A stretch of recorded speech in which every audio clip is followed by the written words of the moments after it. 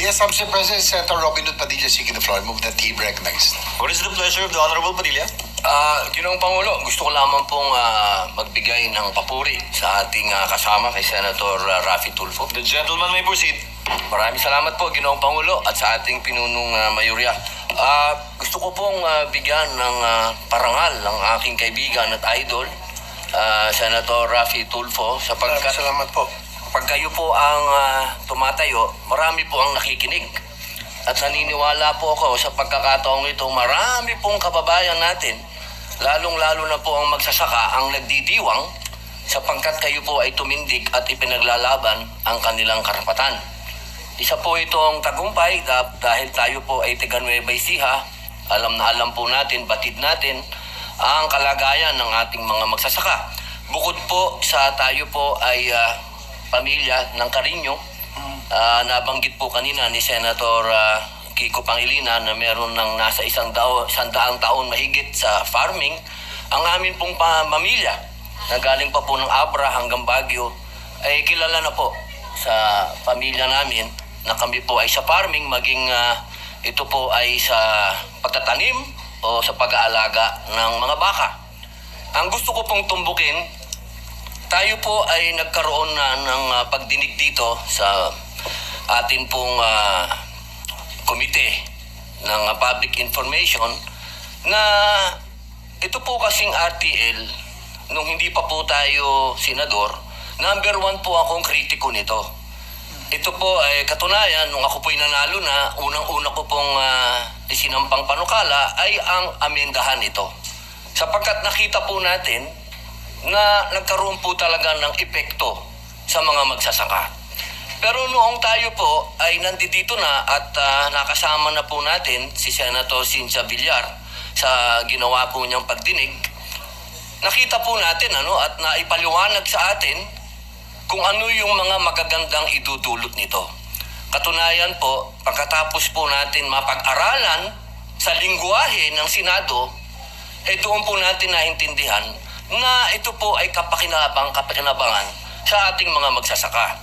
Ang nagiging problema po, yung implementasyon. Napakagulo po ng implementasyon na yun din naman po ang punto ni Senator Amy Marcos. Ang akin pong naging pagdinig dito sa public information ay hindi po ito na ipapaliwanag ng maayos sa ating mga magsasaka at hiningi po natin na sana magkaroon ng pagpapaliwanag sa lingwahe nila. Halimbawa po, katulad po sa amin, hindi po siguro kalabisan kung magkakaroon ng pagpapaliwanag sa Ilocano. At ganun din po sa Isabela. Sana magkaroon po ng ganun na pagpapaliwanag, information po, at ganun din po sa mga nasa Bisaya o sa malalayong lugar, sana sa lingwahe nung magsasaka. At bilang dagdag po, nagkaroon po tayo ng amenda dito at malinaw po doon sa dinagdag natin na Section 13 na maggagawa po ng oversight every 6 years. Ngayon po, hinihingi ko po sa inyo pong suporta, aming idol, na sa pamamagitan po ng ating bagong tagapangulo dito po sa Komite ng Agrikultura kay Senator Kiko Pangilinan na magsagawa po siya ng oversight. Kasi po, magkaiba po ang panahon Meron pong panahon si Tita Cynthia, meron pong panahon ngayon si Senator Kiko Pangilinan. At hinihingi po natin na bago po sana tayo makapag-isip ng bagong amenda uli o ano man ang gusto nating gawin dito sa RTL, ay magkaroon muna po uli ng oversight. At hinihingi ko po na mapabilang po tayo dyan bilang, at kayo rin po. Kayo po ang pinakamatinding kakampi dito, Senator Raffy. Maraming salamat, Mr. President. Opo, na sapagkat inuulit ko po, ang inyo pong salita ay nagiging gospel minsan Kaya po sana po sa pagkakataong ang atin pong tagapangulo ngayon ay si Senator Kiko Pangilinan ay makapagsagawa po ng oversight na nasa Section 13 po ng bagong amenda sa RTL. Yun lamang po, muli po ako po'y tumitindig dito para suportahan po kayo at magpasalamat po sa inyo, Senator Raffy. Salamat, Mr. President. Napakaganda po yung inyong suggestion at ako po'y nananalig na kayang gawin ni Senator Kiko Pangilinan yung inyong suggestion na para magkaroon ng oversight committee na titingin at magmamonitor at siguraduhin na maayos ang pamamalakad ng anumang isasangguni natin na batas o amendment na patungkol sa mga farmers, sa kabutihan ng ating mga farmers. Salamat po. Thank you, Senator Padilla. Majority Floor Leader. Yes, Mr. President, the Minority Leader is seeking the floor. I move that he be recognized. What is the pleasure of the Honorable sought our distinguished Minority Floor Leader? Thank you, Mr. President. I suppose the Majority Leader will refer the privilege speech and the succeeding interpellations to the Committee on Agriculture. That is most likely going to be the motion, Your Honor. Yes. Thank you. Yes, most likely. And therefore, may I suggest, to save me from filing a bill, may I suggest that the Committee on Agriculture study the possibility of the government buying 50% of the output of all farmers at their price. Please make a study to that effect, because based on a study that I was presented many years ago, it will help everyone. And the food prices might even go down. So please maybe ask the Committee on Agriculture to study that instead of filing a bill to that effect. May we get the comment of the chairperson of the Committee on Agriculture, Senator Pangilinan? Yes, sir. Yes, we will more than willingly look into the recommendation or the suggestion of the Minority Leader. But having said that, Mr. President, we actually have the law, Sagip-Saka Act, which mandates that direct purchases by government to farmers and fisher folk organizations are exempted from public bidding, negotiated contract for feeding programs, calamity relief, and other related required programs of the government.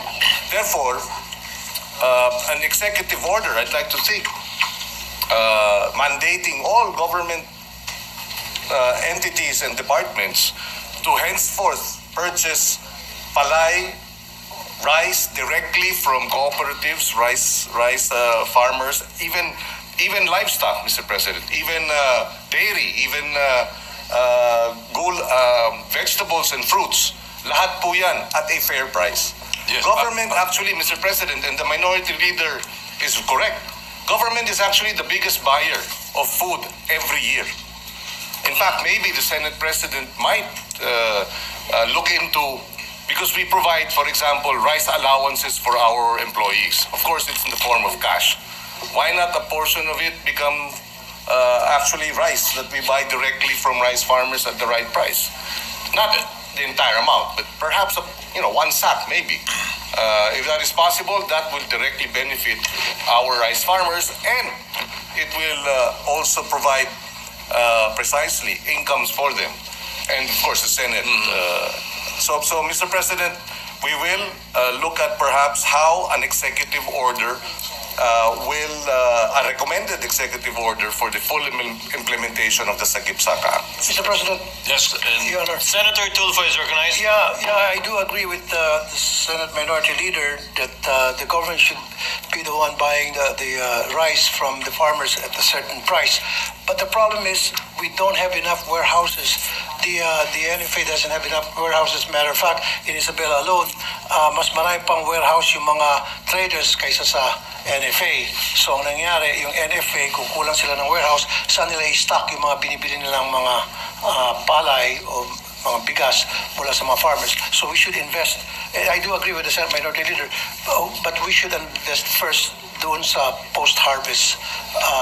At kasama na nga doon yung pagkakaroon ng maraming mga warehouses ng NFA. Sa ngayong ata, sa bawat probinsya, correct me if I'm wrong, isang warehouse ng bawat province. Dapat, that should be more than that. Sa Isabela alone, siguro meron kang 50 or 60 warehouses mula sa mga traders. that's where the study comes in, Mr. President, because there is a successful experimental project to that effect that has been done by the Davao del Norte. The governor of Davao del Norte, Governor Hubayb, has been doing this for about 2 years already, and it's been successful. So LGUs can be used. FTIs in all LGUs could be possible. So again, The That's study correct. can be made by the Committee on Agriculture. We will do so, Mr. President. If I may add, Mr. President, with the permission of the Minority Leader and Senator Tulfo, the provincial government of Sorsogon, Governor Boboy Hamor, nakita niya, binibili ng trader yung palay ng 13 pesos isang kilo. Lugi. He decided, because meron siyang requirements calamity relief buffer stocking, bumili siya ng palay ng 20 pesos kada kilo. At nung binili niya ng 20 pesos kada kilo, because nga it is allowed under the Sagip-Saka Act, the following week, yung traders binibili na ng 23 pesos per kilo. Dinagdagan na ng 10 piso. Kaya naman pala dahil nga naroon na ang gobyerno pumapasok bilang big brother at inakat ang presyo nung palay. So that precisely, Mr. President, and we will go through the research to be able to identify all these LGUs that are doing it. We will do a tracking, and then we will present that report, Mr. President, to the body and to the minority leader. Well, with what the senator from Pampanga said, the gentleman from Pampanga said, the chairman of the Committee on Agriculture, I suppose the governor of Sorsogon inherited it from his predecessor. I built the warehouses where he is placing all of the rice he is buying. All right, so The governor of Isabela is also doing that. For the record, Governor Rodito Albano, I think, is also doing Yes, with that being accepted by the chairman of the Committee on Agriculture, and as I said, I suppose the majority leader will refer it to his committee. There is one more thing, Mr. President, if Yes, you Your don't Honor. mind. It's 6:30 in the evening, and we have had three privileged speeches today with some interpellations. I suppose that it's best we suggest that we consider the possibility of having limiting privileged speeches to around 2 per day if the legislative mill is already rolling.